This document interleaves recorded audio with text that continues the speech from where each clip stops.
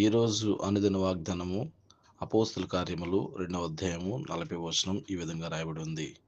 ఇంకను అనేక విధములైన మాటలతో సాక్ష్యమిచ్చి మీరు మూర్ఖులకు ఈ తరము వారికి వేరై రక్షణ పొందురని వారికి హెచ్చరించెను. దేవుడి వాక్యాన్ని దీవించి ఆస్వాదించును గాక. ఆమేన్. ప్రియమైన దేవుని బిడ్డలారా, మరి ఈరోజు దేవుడు మనకిచ్చిన ఈ వాగ్దానాన్ని పట్టుకుని మార్చి నెల 13వ తారీఖు 2025 సంవత్సరంలో దేవుడు మనల్ని ఎంతగానో ఆశీర్వదించి మరొక ఉదయాన్ని మనకిచ్చిన విధానం బట్టి దేవునికి మహిమ కలుగును గాక. మరి ఇంకనూ అనేక విధములైన మాటలతో సాక్ష్యం ఇచ్చి మీరు అంటే మన జీవితాల్లో దేవుడు అద్భుత కార్యాలు చేస్తున్నాడు. వాటిని బట్టి మనం సాక్షి రూపంగా సాక్షికి నిలబడి సంఘాల్లో ఎంతోమందికి మరి యేసుక్రీస్తు ప్రభు యొక్క నామం తెలియని వారికి మన ఒక గొప్ప సాక్షిగా నిలబడడానికి దేవుడు అద్భుత కార్యాలు మన జీవితంలో చేస్తూ ఉండొచ్చు.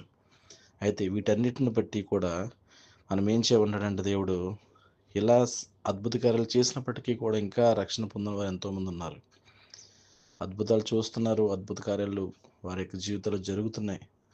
ఎన్నో గొప్ప గొప్ప విషయాలు వారు చూస్తున్నారు. వారి కుటుంబాల్లో, బిడ్డల విషయంలో, అన్నదమ్ముల విషయంలో, ఆ యొక్క దాంపత్య జీవితాల్లో అన్ని విషయాలు జరుగుతున్నాయి. అయినప్పటికీ రక్షణ లేని వారుగా ఇంకా జీవిస్తున్నారేమో.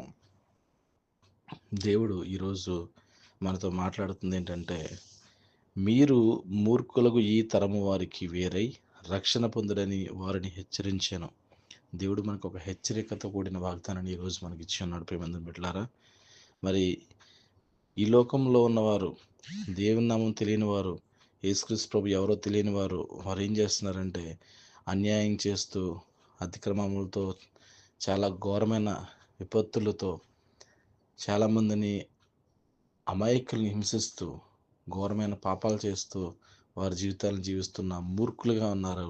అయితే వారిలాగా మనం కాకుండా దేవుడు మనల్ని వారి నుంచి వేరయ్యి రక్షణ పొందమని దేవుడు హెచ్చరిస్తున్నాడు. ఇంకెవరైనా రక్షణ పొందిన వారు ఈరోజు ఈ యొక్క వాక్యం వింటున్నట్లయితే దేవుడు ఇచ్చిన యొక్క గొప్ప రక్షణను మరి మీరు నిర్లక్ష్యం చేయకుండా రక్షణలోకి రావాల్సిందిగా ప్రభుపేట మనవి చేస్తున్నాను. సకలాశోధుల కారణముద్రైన దేవా, నీకే స్తోత్రాలు చెల్లిస్తున్నాం తండ్రి. నేను ఇక ఉదయకాల సమయంలో మీరు ఇచ్చిన వాక్యాన్ని బట్టి వందనాలు చెల్లిస్తున్నాం. వాక్యాన్ని దీవించండి, ఆశీర్వదించండి.